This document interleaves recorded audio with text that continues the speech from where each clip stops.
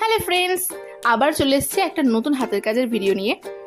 আর আজকে কিন্তু আমি একটা ঘরের পড়ে থাকা জিনিস দিয়ে নতুন কিছু বানানোর চেষ্টা করছি।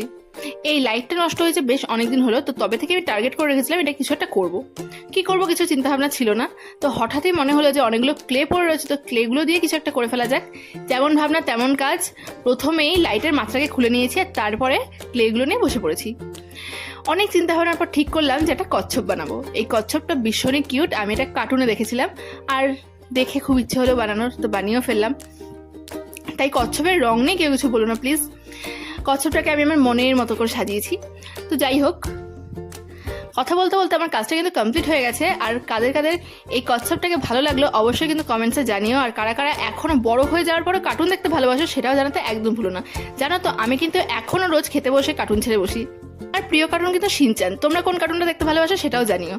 ভিডিওটা যদি ভালো লেগে থাকে তাহলে অবশ্যই যারা এখনো পেজটাকে ফলো করনি ফলো করে দিও, যারা চ্যানেলটাকে সাবস্ক্রাইব করনি সাবস্ক্রাইব করে দিও। আর বেশি বেশি করে লাইক করো, শেয়ার করো, কমেন্টস করো। দেখা হবে নেক্সট কোনো ভিডিওতে। ততক্ষণের জন্য টাটা।